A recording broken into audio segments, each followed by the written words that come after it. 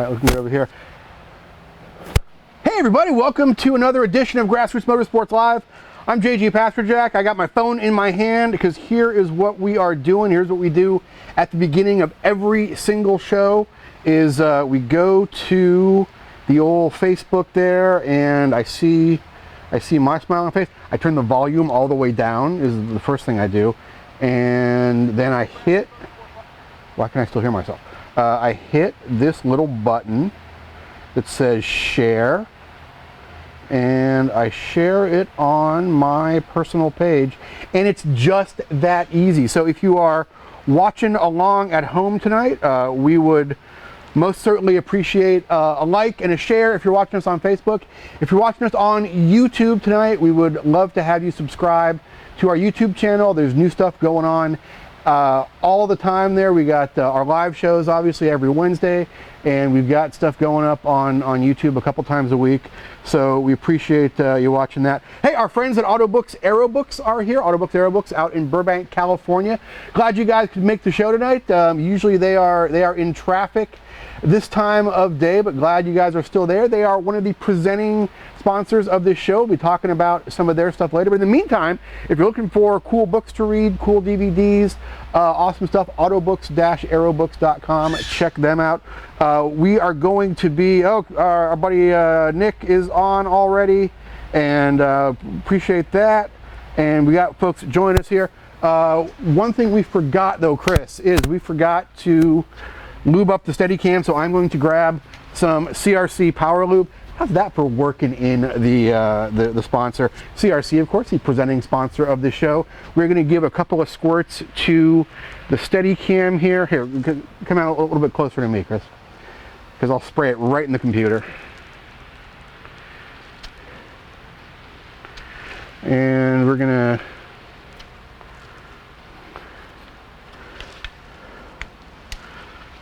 give it a bounce there.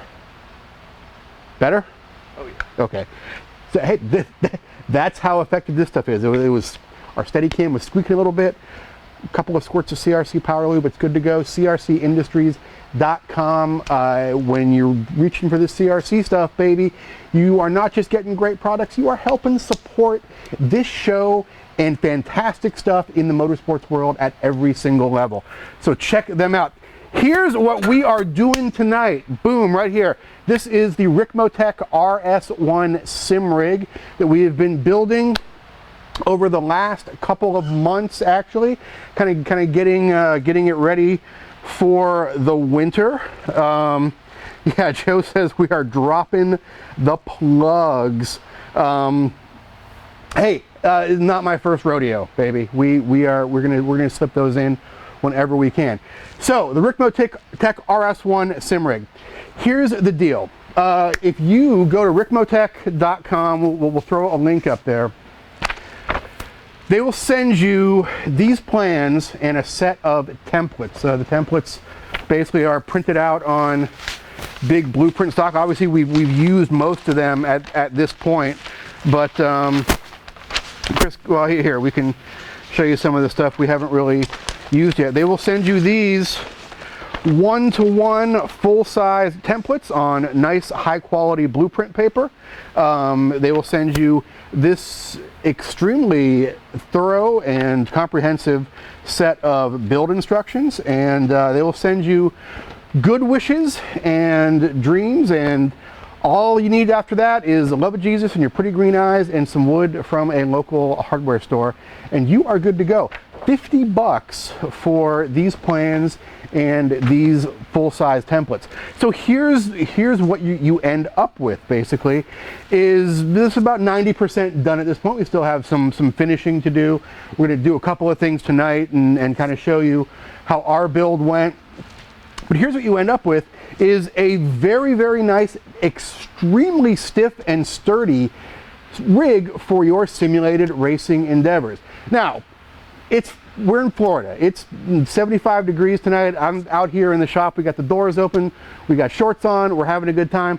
It is not that way everywhere right now. I was in Chicago 2 weeks ago. It was miserably cold. There is no more track days going on basically anywhere north of Nashville for a while. So a lot of folks are turning to sim racing to get their track fix over the winter. And a lot of folks are turning to sim racing to get their track fix on Tuesday or on Wednesday or on, well, not on Wednesday because you're watching this, on Thursday or whenever they're not at the track. Fantastic way to train yourself, fantastic way to learn a new track, and a great way to just have a little bit of fun. But if you're gonna do it, we definitely recommend that you do it with a proper rig, because you want to be in a proper driving position, because you don't want the track you learn to be completely foreign to you when you go to the track in a real car. So that's where the Ricmotech RS1 comes in. We're going to go over the build process a little bit here. We got some kind of time lapses on what it looked like while we were putting it together. So I'm going to kind of go, let me pull up a comfy chair here, and I'll kind of go through with you guys. And if you've been watching the show for a while, you probably saw some of this stuff happen live, and we've just distilled it down into sort of some basic little time lapses here. Actually, before we even do that, let's talk about materials. Here's what you are going to need. So 50 bucks for the plans, a couple bucks for shipping. You're going to need some of this MDF. We've got a piece over here. MDF is an engineered wood product.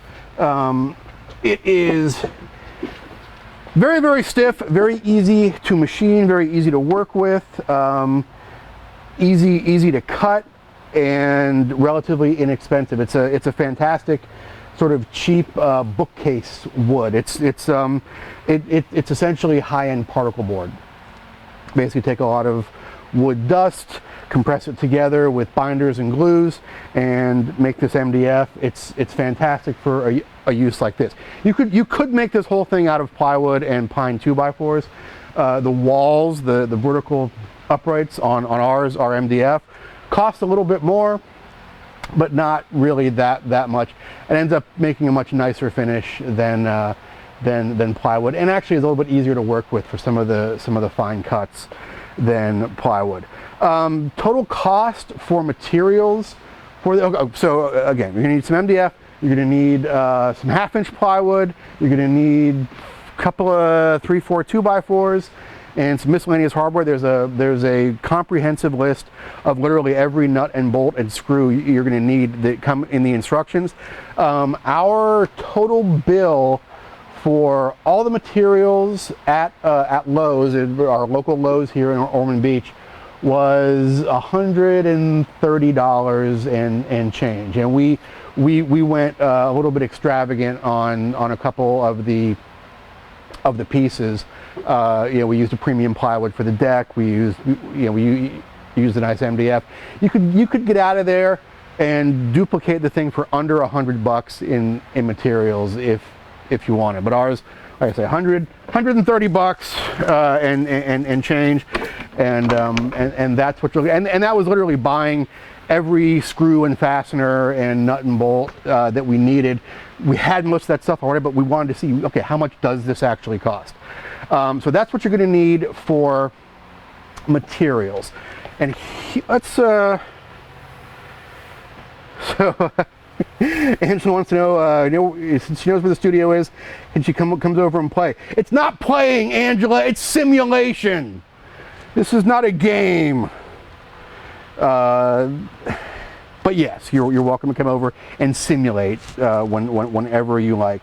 And yeah, Ian says the MDF is heavy. Yes, it is very heavy. It's also extremely moisture sensitive. Like if you set a beverage down on that, it's just gonna like literally suck moisture right out of the condensation that's coming off of your delicious beverage. So be very, very careful. Even if you're working on it in humid conditions or it's raining, cut edges of that stuff will just suck moisture up like crazy. So be very, very careful when you're working on it around moisture. All right, so let's queue up some of these videos here, and we'll go through kind of the basic build process of what it looked like. So I mentioned that we started out with plywood and 2x4s, it's really, or on the day that I went anyway, it was almost impossible to find decent 2x4s that I wanted to use for a quality straight base. So what we ended up doing is actually using 2x6s and ripping them down to 2x4 size to make sure all the edges were nice and square. And this is what it looks like. This is actually in real time. I work extremely fast with the table saw. So we actually ended up ripping down our 2x6s and turning them into 2x4s. You don't have to do that, but if you are going to buy just 2x4s, you might want to think about buying some of the more premium stuff that's in sort of the project section of your local big box hardware store, not really in the construction section. So that was that. So next we went and we cut the MDF panels, and you notice I am wearing breathing protection when I'm cutting the MDF panels. And this video is looping. I'm not just continually cutting the same MDF panel over and over. But when you're working with this MDF, it is gnarly stuff. It produces an extremely fine, extremely powdery dust, and it is not really good for you. So I do not recommend that you use it to cut it without breathing protection. Next we went through and we cut the plywood for the deck. And Chris, I'm on the video here, so you can take a break if you want. Chris is still holding the Steadicam, and here you can see me knocking over my material support and just the wood falling all over the place. Folks, I am not Norm Abrams. This is not This Old House. If you want actual carpentry skills, you have come to the wrong place. We're going to be lucky to make it through the entire night, and I still have all of my fingers and toes. So that's how that's going to go.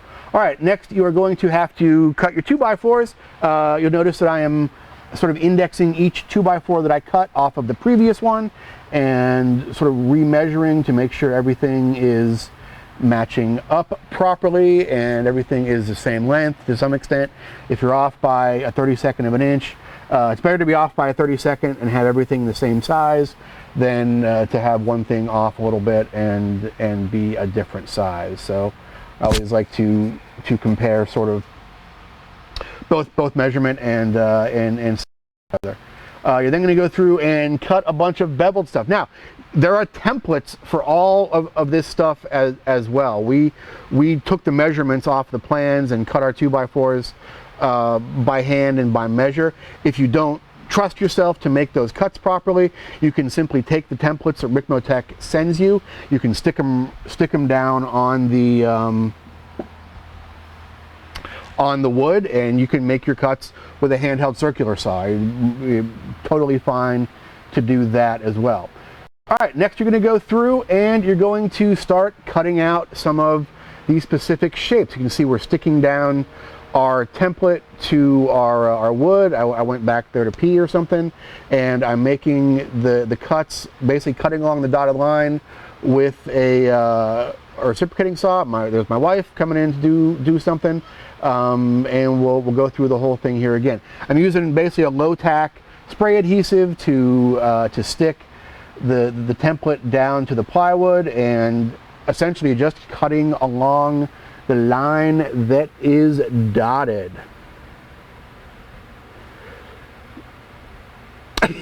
Yeah, James gives a shout out to the old Craftsman radial saw. I actually got to give a shout out to my dad for that thing. That radial saw has been in my family.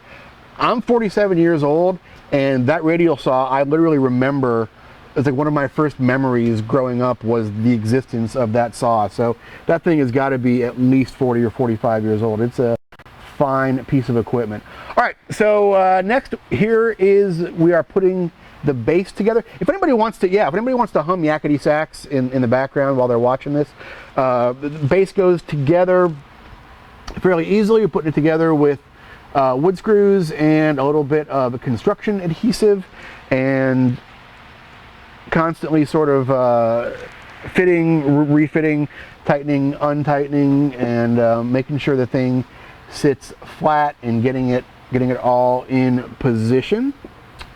And what happens after that? Oh, okay. This is going back. This is cutting the MDF. We did this live on the air one night. The MDF panels. A little bit more complex cuts. Taking time out for commercial there. Look at that. But a few more complex cuts in the MDF panels. So we used a combination of circular saw and scroll saw for cutting the MDF panels. But again, you want to use breathing protection when you're cutting that MDF. It is nasty, nasty stuff. And finally, this will get us just about up to where we are now. This is sort of assembling the sides. Every single screw hole, every single fastener hole is predefined on the template. So all you've got to do is stick those templates down onto your work, literally right down onto your work pieces, and everything you just drill on the X and cut on the dotted lines, and everything goes together absolutely beautifully. So that's it for movie night, everybody. Let's get rid of that, and that will bring us up to where we are right now. I mean, move my stool here before I trip over it. Brings us up to where we are now, which is an assembled, unpainted unit. We're going to paint it eventually. And what we'll probably talk about now is a few ways that we have sort of deviated from the plans in the that are supplied by Frank Rico at Ricmotech. First off, when you're building it, you have two options to build these sides. You've got essentially a low version and a high version, and the low version is actually these sides are a couple inches shorter. We built the high version. I would say for most everybody out there, you're probably going to end up building the high version. Don't really even bother with the low version. The only place you're ever going to use the low version is if you're mounting your seat right flat on the deck and you want your legs straight out. You'll actually see when we sit in this that we could actually go a little bit higher. We took some measurements off the Mustang actually, and we're sort of comparing some of the measurements here. The low version is going to give you a very Formula car seating position. It's going to give you legs straight out. It's going to give you wheel down a little bit. It's going to give you sort of this very vertical arrangement of your whole body. The high version is going to be much more adaptable to a regular sedan or sports car type driving position. And here's the thing, you can always, it's hard to move the wheel up after this. It'd be very easy to move it down if you wanted to. So first recommendation is, if you're building it, go ahead and build the high version. It's it's just as easy to build. You're just going to use a different line on the template. So you definitely want to use that high version. So by the way, we have a good crowd joining us tonight. If you guys are enjoying this, if you guys are enjoying any of our content, throw us a share. Throw us a like if you're watching on Facebook. Hit that share button. Doesn't cost you anything. Doesn't cause physical or emotional pain or distress. It's free. Throw us a like. Throw us a share. If you're watching us on YouTube, hit that little subscribe button down there, and that way you're notified about every YouTube video we post. It's very polite, and you find out about live shows that are coming up. So that's all we ask. We don't ask much. What else? Oh, finish. We actually found these carbon fiber panels at a local surplus store in here. It's down in New Smyrna, called Planet Surplus. It is literally one of the top 5 greatest places on earth. The Great Wall of China, the Hoover Dam, and Planet Surplus in New Smyrna Beach is just this phenomenal place to go buy things.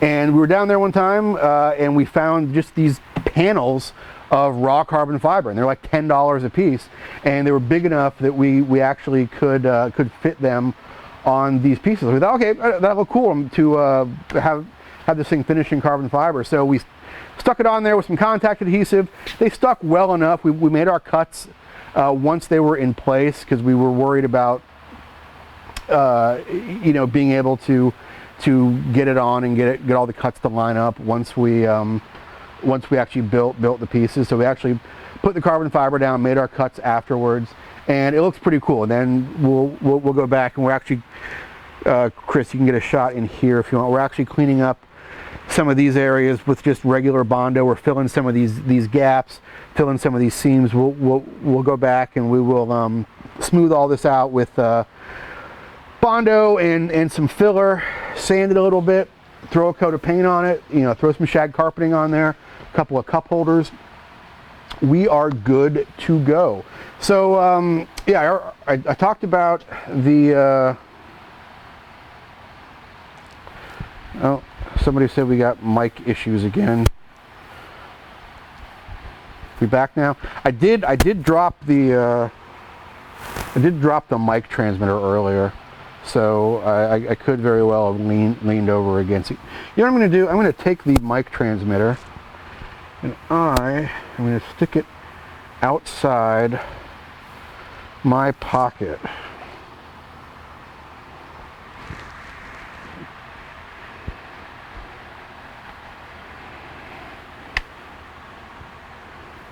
Because God knows what's been in that pocket. All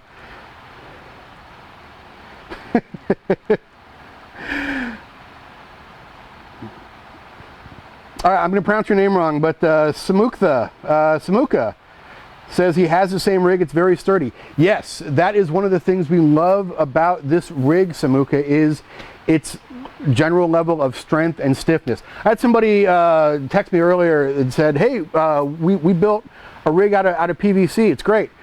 You can do that. Once you use one of these, you'll never want to go back to a PVC rig again, just because of the sort of general level of stiffness and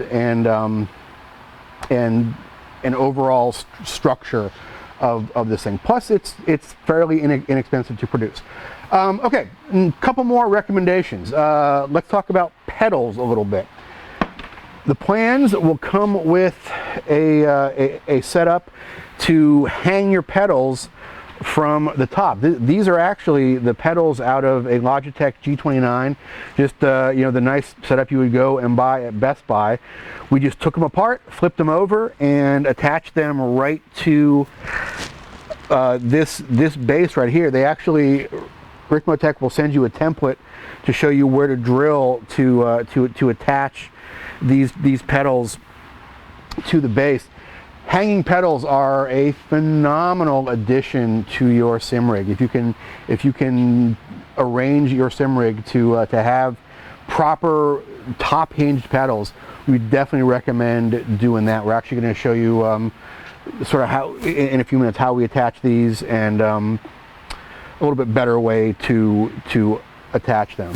Another thing you might have noticed that we did on this is we put wheels on it, and that is so when your buddy is playing with the Oculus on and they can't see anything and don't know what's going on, you just take them and you push them right out into the driveway, and then they take the thing off like, oh my god, that was so realistic, I think I'm someplace else. Actually, we just got some casters at Harbor Freight, and it just makes it really easy to move the thing around. There's plenty of structure underneath to attach those casters to. They're just attached with lag bolts, and it just makes the thing a lot more convenient to be able to move it around. If you're going to build it, put it in one place, don't worry about putting casters on it. But you know, for an extra 20 bucks to go throw some wheels on it, it worked out really well. Other thing you're going to have to consider is a seat. We went to our local LKQ auto recycler and we picked up a seat out of, does anybody know? Let's see if anybody knows what this seat is out of.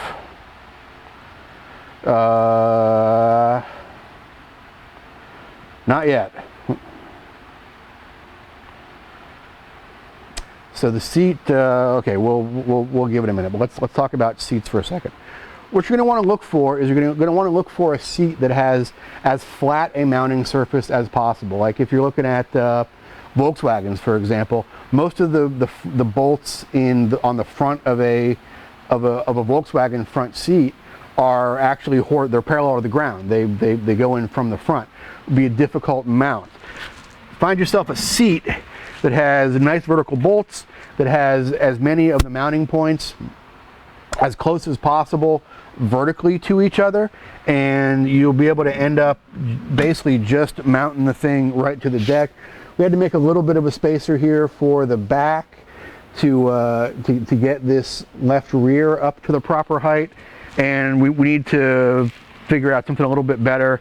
Maybe we'll make that tonight. Something a little bit better to strap this down back here. We've just got some multi-strap back here right now holding this side down. We'll probably, maybe we'll make a little aluminum bracket on this tonight if we have time. That'll be a fun little project to watch me try and cut myself. Let's see if anybody figured out what this seat's from. So Nick got a seat from a 4th gen Camaro. Good choice. That's a fine seat. Chaz says Cavalier seats work pretty good for these. Almost grabbed some Cavalier seats. Oh, and Dinesh got it. Dinesh Ramasar, Mazda 3. Yes, you are correct. Seat out of a Mazda 3. So congratulations, Dinesh. But yeah, we also we saw some Cavalier seats that looked really good. Nice flat mounting. We saw some Ford Focus seats, late model Focus seats that looked like they'd be really good, but they had like the window had been smashed and it was glass and water all over the seat, and I didn't want to screw with it. So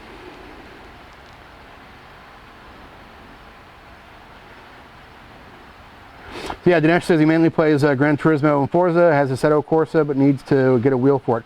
We've not done much Assetto Corsa. Actually, our latest big thing is Project Cars 2. In fact, if you go back about 3 weeks on the live show, we had Rod Chong, one of the lead developers of Project Cars 2, on the show.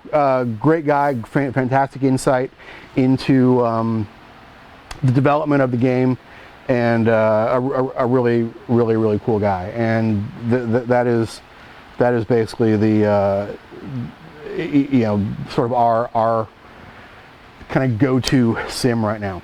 All right, go back to the pedals a little bit. So I mentioned we're going to talk about these pedals a little bit closer. You will get on your template. You're gonna have demarcations for the holes where your G29 pedals are going to go. You can actually, when you order your plans, it'll ask you what type of pedals you want to use on it, and they have templates for a few different pedal mounts. You can specify a certain type of pedal mount.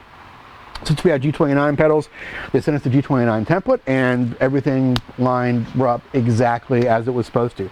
But right now, we literally just have the pedals in there with some deck screws, and it kind of sucks. So, Chris, see if you can get a shot of just kind of how wobbly these are. So what we're going to do, we actually tried over here and it worked. We're going to run some fasteners all the way through.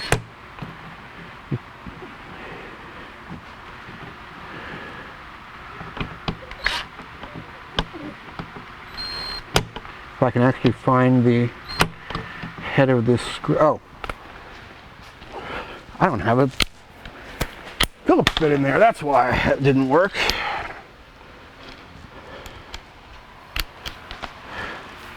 I'd have been doing that all night.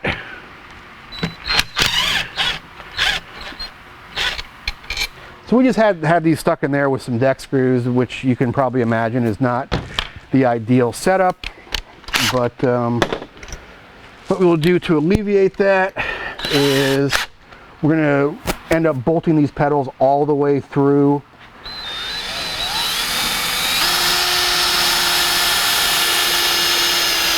this mounting plate here. So we'll run through there with a 1/4 inch drill bit, and we'll go ahead and run through our pedal mount here as well. Open that hole up, but as you can probably see, part of the reason that that's not a super solid mount, Chris, I don't know how far you can zoom in on this, is if you notice there's a little offset, a little boss for the original fastener, little alignment pin that comes up a little bit proud of the surface. So what we'll do is we'll just take a unibit like this one, and we will just grind that sucker right clean off of there.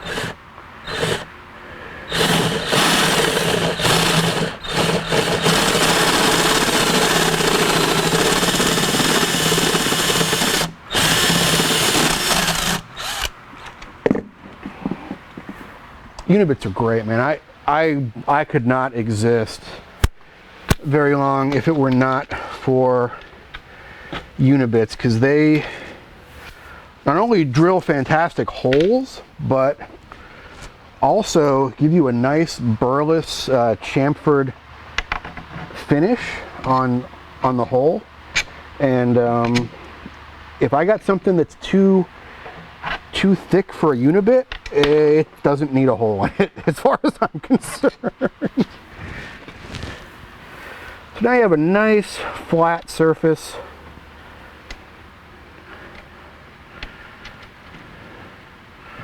Mount these on. Let me get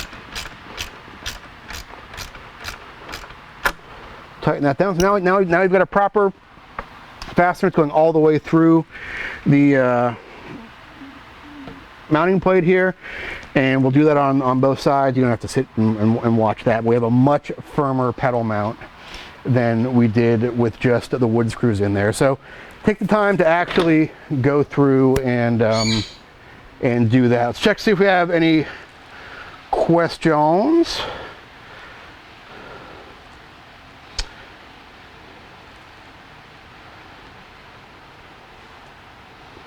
Yes, Ian says E30 seats are flat. They are. There were no E30s in the junkyard when we went. E30 seats are flat. They're also getting very, very rare in Florida. Dinesh wants to drill the brackets off the 3 seats, so have more flat and stable seats, since rear brackets are uneven. They are. We did build a little spacer over there for that one, and we're gonna do a little bit better on the bracket over here. Yeah, that would be the easy mode, is just to cut those brackets off and weld some pieces on the bottom. This might not be the seat we end up with forever. Kind of have the seat retain some value, and it's good enough for this. Yeah, Greg says Ricmotech gave great instructions and support. Dude, if they can provide instructions that allow me to build something from wood, they're doing okay. Speaking of building things, Greg says, Greg just got bit by the iPhone bug, but has built the rig as a triple screen. So there's various options for the top of this, and all of the plans and all the templates are included in there. There's options for a keyboard tray up here. There's options for a bracket back here that will hold your screens. There's options for brackets that will hold triple screens. So all that's included. You can sort of build it as you wish. We use this with a virtual reality headset with a Oculus Rift, so we don't really need the screen support, and we've got a keyboard right next to us, so that's why we really haven't done much in the way of screen or keyboard support, because we just don't really need it. I want to take a quick break and talk about these lovely folks back here, the folks that support this show. I know you don't want to hear commercials when we're having fun and we're doing cool stuff, but you know what? These aren't just commercials. These are us talking about our friends in the industry that support this show, that make great products, and also use the money that you give them to buy their products to help support endeavors like this and to help support motorsports and the automotive hobby. First off, our friends at CRC Industries. Check them out at crcindustries.com. If you go way back in our archives, we've got a fantastic show where we talk about a bunch of the different products. For example, why is carb cleaner and mass airflow cleaner a thing? How are they different? What do they do?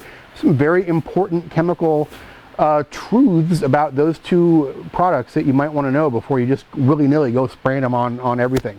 So check that out. It's a few months old, great stuff.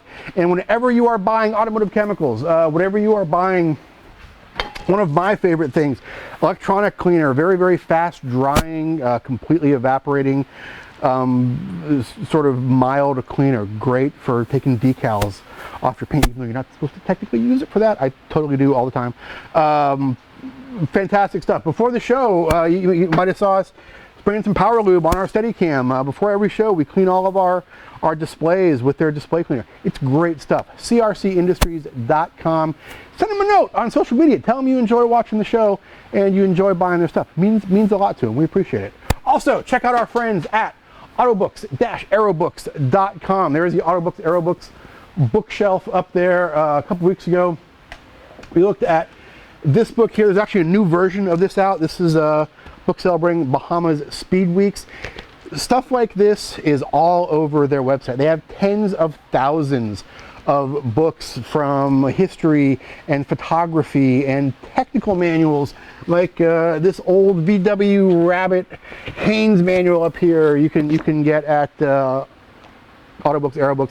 DVDs, stuff on cars, motorcycles, boats, airplanes, all kinds of great stuff there at autobooks-aerobooks.com. And not just books and, if I can ever get that back up there, not just books that you can order, but a fantastic calendar of all kinds of cool stuff going on in Southern California. One of the most comprehensive Californias on the Southern California automotive enthusiast scene is there at autobooks-aerobooks.com. So if you're ever out in anywhere from San Diego to you know, North LA County, Ventura County, check them out, autobooks-aerobooks.com, and you will be able to find something to do, a cruise in or a cars and coffee. Every Saturday they have stuff right at the shop. It's very, very cool. Check them out. All right, let's see what's going on. Yeah, our friends at our local autocross gang, CFR Solo, he says he used a display cleaner on the Type R, so that's at the end of it. Yeah, it's great stuff. We had a live studio audience a few weeks ago and gave some stuff away. Greg says he used a Dodge Stratus seat. There's a rare piece of equipment. And it looks like Brian Heitkoder is watching. You guys might recognize the name Brian Heitkoder. He was one of the first winners of Sony's driver search. Brian actually won a championship through Gran Turismo that eventually led to a Pirelli World Challenge ride for him. So lest you think that sim racing is just some weird guy in his basement eating Cheetos off of his chest, it is that. Believe me, I can attest to the fact that it is that. But it is so much more. It is a legitimate electronic sport these days, and it's a fairly impressive way to train yourself, to keep your skills sharp over the winter, or just to have a heck of a lot of fun in an automotive environment any day of the week, whether there's something going on or not. All right, let's get back to this thing a little bit. So if anybody has any questions, throw them in the chat on Facebook, and we'll check it out. I think what we're going to do next is we showed you bolting the pedals through. That is a definite must, and shave off those bosses on the pedals if you have the G29. I think the next thing we will do is almost switch gears a little bit, because I got this new saw I want to try, and we'll maybe check it out as we put together a little bracket to hold this this seat down on the back. This is probably not going to be our final version of what holds the seat down, but it's a chance for me to try out this new saw I bought. And I know you guys who watch this seem to love it when we tell you whether a cheap tool is a piece of crap or not, and I am hoping to discover just that in a few minutes. So as you can see, we just took this piece of Unistrap as a temporary fixture to hold down the back of the seat. This will actually make a nice sort of rough guide and template for cutting some aluminum. And let's do that next. So I've always wanted, or not always, but for a long time I have wanted a dry cut saw, or what they call a cold saw. If you cut metal a lot, you're probably using either a vertical band saw, or you're using a abrasive chop saw, or you're cutting it with a hacksaw, or you're going through it with a reciprocating saw. A dry saw or a cold saw is essentially a circular saw. Works very much like a chop saw, but it runs at a much lower RPM, so it does not heat the workpiece nearly as much. It also cuts on it by producing a chip rather than on abrasion the way a chop saw does. This, I have no affiliation with these people at all, other than I wanted a cold saw for a while, and they're really, really expensive.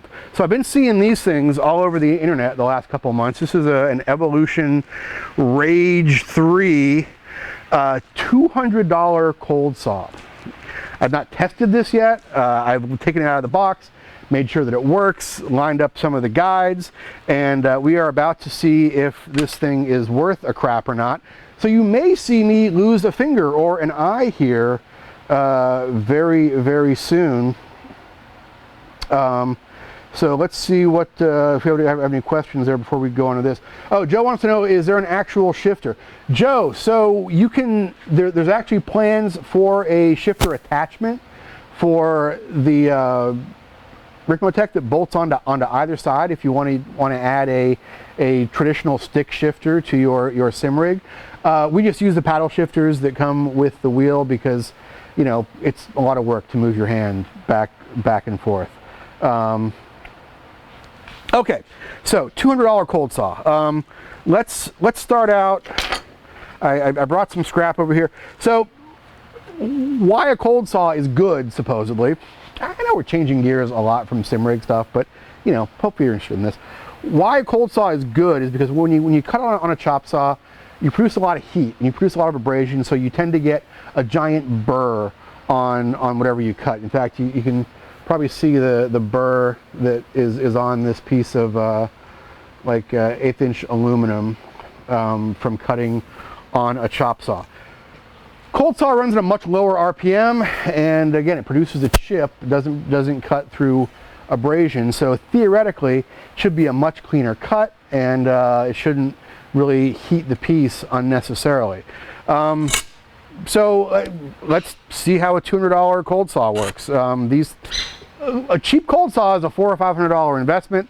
I might have just peed away $200 here, but what's the worst that can happen? So we will put down our high quality clamp here.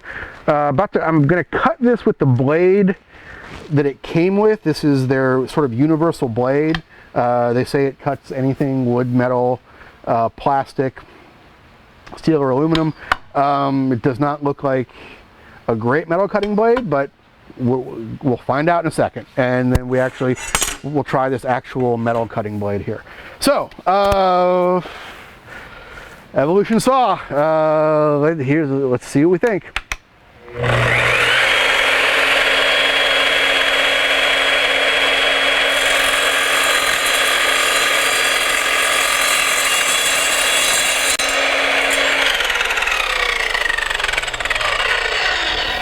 Okay, I'm fairly impressed actually right off. Very little bit of chatter, which maybe we'll have better luck with the metal cutting blade, but not much. The cut wasn't wobbling around much, and you know I'm handling the piece, so it's not hot at all. And as you can, man, there is like almost zero burr on that aluminum. That is fairly impressive. Little bit of a kick up at the end there. You could take that down with a file where it didn't quite get a complete cut. Actually, you could fix that by spacing your workpiece out from the back a little bit. Oh, and this thing also is a sliding and swiveling miter saw for $200. So I'm impressed. Let's try a piece of steel. Brought some steel over from the scrap pile there. So I was seeing these things online all over the place, and every place I was seeing them, it was basically like just some, like clearly like a YouTube shill job where they obviously just sent somebody one free on that was a popular YouTube channel, like, hey, test my saw, and because everyone's like, oh, now we're gonna test this great Evolution Rage 3 saw. I haven't even used it yet, but I know it rules. So I bought the thing. If it sucks, I'm gonna tell you it sucks. So far, it does not suck. I'm fairly impressed. Let's see how it does with steel. If it blows up, it blows up, and I'm out $200. But the fact that it's on TV now, I can write it off on my taxes, which is pretty cool.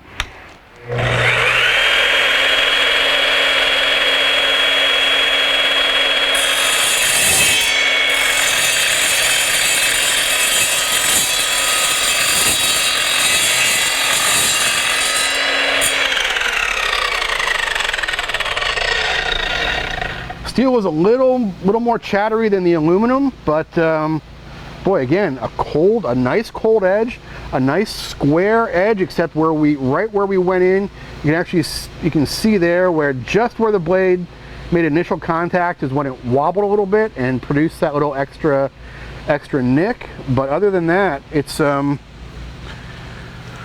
don't have a, oh, you know what, I got a straight edge here.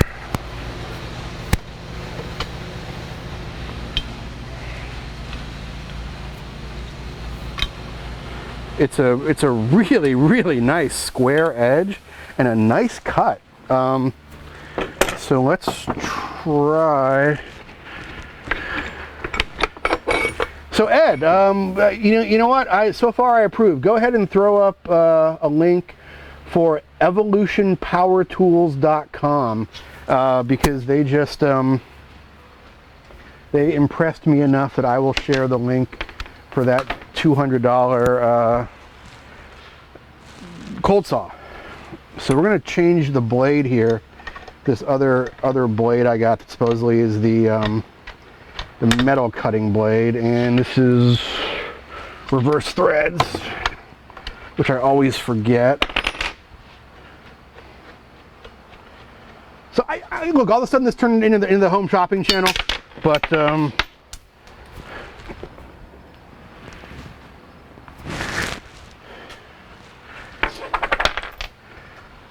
if anybody's looking for what appears to be a fairly decent $200 cold saw, we may have just found a bargain. Now, this is not a production quality implement. I mean, there's a lot of plastic on this thing. There's a lot of shall we say metal from the Far East. If you are working in a production shop, look, if you're working in a production shop, you're going to have a nice one of these anyway. But for the home gamer out there, so far I am fairly impressed.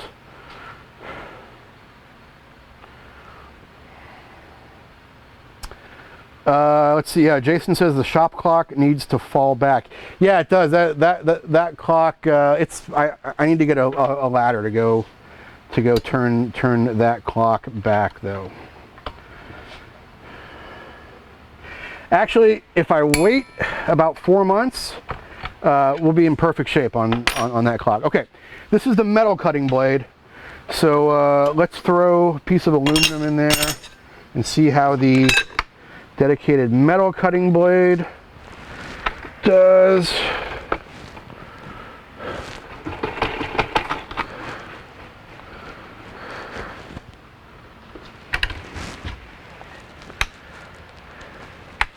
Oh. Chris, did you just whisper plug it in under your breath? Yes.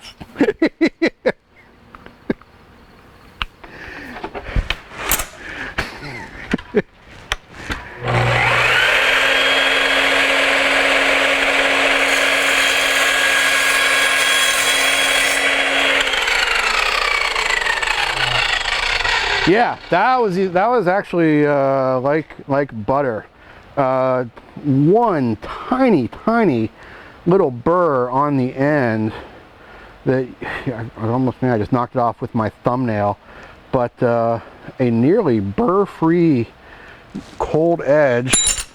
Let's try it on the steel here. This is the metal. Now, if there's a drawback to this thing, it uses blades with a 1-inch arbor, so you're kind of limited as to what blades you can buy.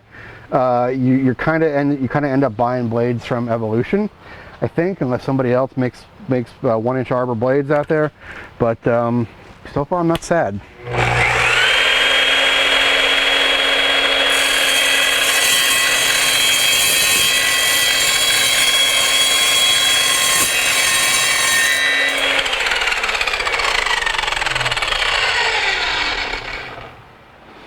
A lot less chatter on the initial cut still. You can see a tiny little shelf right there where just when we first touched down, had a little bit of blade vibration, and it produced that little shelf there. Tiny little burr on the off-cut side, but again, completely burless, square edge. Really nice and square. So, GRM seal of approval.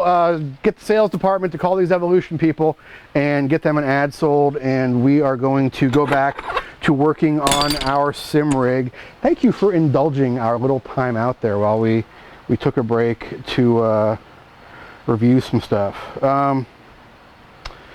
Actually, Chaz has a question. While we're on the topic of inexpensive tools that are usually prohibitively expensive for the DIYer, you guys should check out the MPCNC if you're looking for some 2.5 3D CNC capabilities. Oh yeah, man. So what he's talking about is I'm not going to click on it now because I'll just sit here for the rest of the show watching that, but I think what you're talking about, Chaz, is like a 3D router of some sort. That was something I was definitely looking at possibly treating myself to for the upcoming holiday season. So I will definitely be checking that out. And maybe we'll do a show at some point on good, cheap tools. So speaking of doing shows, we are running out of time here, but I'm going to make a quick cut in this aluminum as soon as I mark it.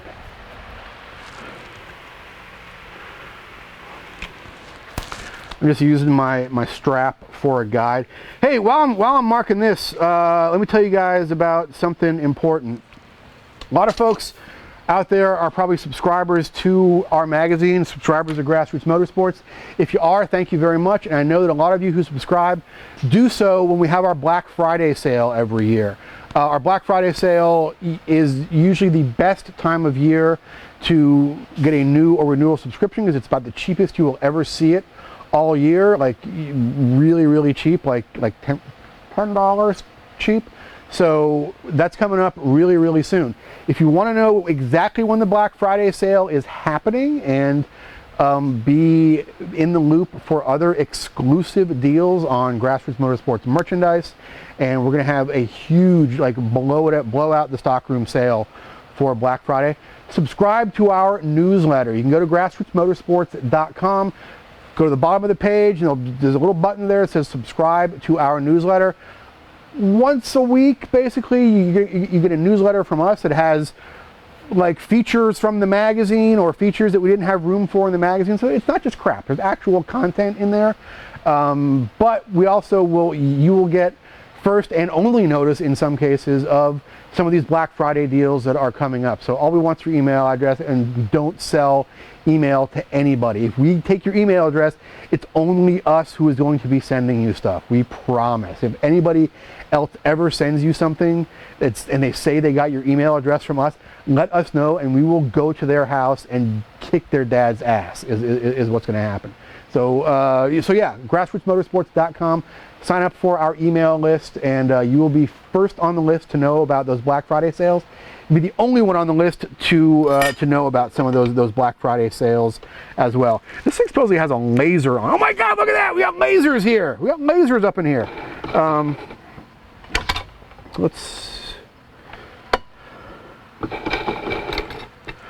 Let's make a cut in our aluminum piece here, and then we will say goodbye for the evening.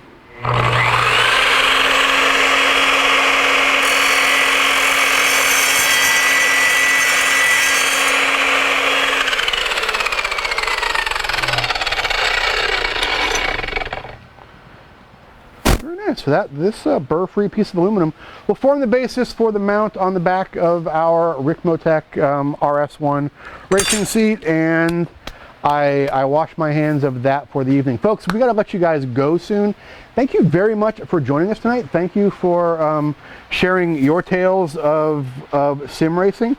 Let us get caught up here on any questions. Yeah, Chaz, man, we are definitely gonna check that out.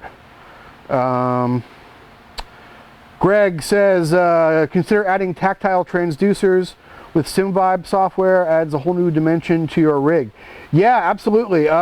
In fact, if you go to Ricmotech, when you order this, they have all that stuff, and they can provide you modifications on these plans to integrate some of those tactile transducers. What he's talking about is basically a shaker rig. It adds some sort of giant vibrators basically under your deck to provide some tactile feedback for stuff that's going on under your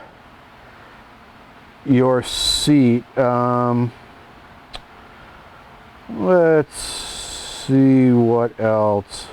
Somebody said they were going to send us a link to their. Oh, Chad's going to send us a link to.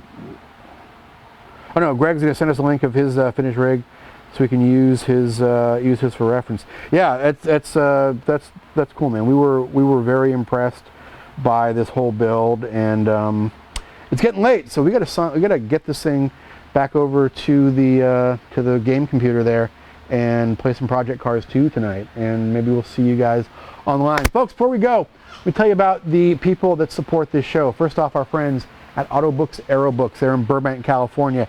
One of our, if not our absolute favorite bookstore in the world, because they have tens of thousands of titles on everything from cars to bikes to planes to motorcycles, tech shop manuals, history books, photography books, brilliantly written pieces of automotive fiction. If you are a reader like I am, I hope you will continue to be so, and I hope you will continue to enjoy the printed word on the page. There's something very special about holding a book in your hand and reading it. Even though we appreciate you guys watching us on the internet, don't stop buying books, because it is a thing that we hope continues on, and we are glad that places like Autobooks Aerobooks are still around. Check them out at autobooks-aerobooks.com. Not just for books, check them out for a fantastic calendar of all the automotive happenings in Southern California. Anywhere from San Diego to Santa Barbara, they have stuff going on their calendar all the different clubs that are having cars and coffee events and cruise-ins, and they have events right there at the shop every Saturday as well. So it's not just a fantastic bookstore, it is a hub of automotive activity in Southern California. Also, do not forget about our friends at CRC Industries. You can check them out at crcindustries.com. Before the show, we sprayed down our Steadicam rig with some power lube right here, and stop the squeaking. It's great stuff. Folks, all of the CRC stuff you see up here, it was not arranged this neatly, obviously, but it was in our shop long before they were a sponsor of the show, because we are fans of CRC stuff, not just because it's great products, but because they support the world we live in. They support motorsports at every level. They are supporters of our 2017 challenge. They are a supporter of James Clay's at Bimmer World's Continental Challenge effort. They are supporters of motorsports at every single level. So if you are buying automotive chemicals, if you're buying some brake cleaner or some lube or some grease, and you buy the CRC stuff, baby, you're not only getting a great product, you're getting a product from a company that supports the world you enjoy yourself in, and that would be a big favor to us. We would appreciate that. Thanks for joining us tonight. We've got great shows coming up over the next few weeks. We're going to be learning to weld aluminum with a Eastwood MIG welder. That show has been delayed a couple times because it's tricky. I am still developing some skills around that, but we are getting there, and we are learning to use that Eastwood spool gun to weld aluminum. We're going to be putting a waterless cooling system, an Evans waterless cooling system into a car in the next couple of weeks. We'll have you guys right here in the shop to join us for that. Going to have Jason Camiza, formerly of Automobile Magazine and formerly of Motor Trend On Demand, a couple of their shows, was a judge at our 2017 challenge. Going to have him on the show for a little challenge wrap-up and just kind of talking to Jason, talking about cars, talking about cool stuff. Jason's a great guy. And lots of great stuff going on every single Wednesday at 9 p.m. Eastern, right here on YouTube and Facebook. And check one last time for any questions. Charlie says, he said vibrators and you didn't go there. Proud of you. Yeah, these are industrial strength vibrators, Charlie. This would it would be over before it started, man, is what it would be. So thank you for that. Bringing up Bird a second. They're there. We got two of the cockatoos over there making yip yaps, and they're I think they're having sex, actually. That's it, folks. Thanks for joining us tonight. We really appreciate it. I'm JG Pasterjack. Thanks, as always, to Chris Trapea, who is over there running the Steadicam tonight and is a fantastic shooter. He's actually was going to be working with one of our advertisers here. Looks like he got himself a full-time production gig. Still going to be shooting for us, though, doing cool stuff. So proud of him. And that is pretty much it. Again, thanks to Ricmotech. All their links are in the chat, both YouTube and Facebook. So if you're interested in building one of these, we cannot recommend it highly enough. It was not difficult. If you can put brakes on your 3 Series, you can probably build one of these with some simple power tools and stuff you already pretty much know how to use. So do not be afraid of this build at all. We're going to try and get Frank from Ricmotech actually to bring up some high-end rigs in the next couple months. Check some of those out. So be a nice comparison to make to this. So we're looking forward to that.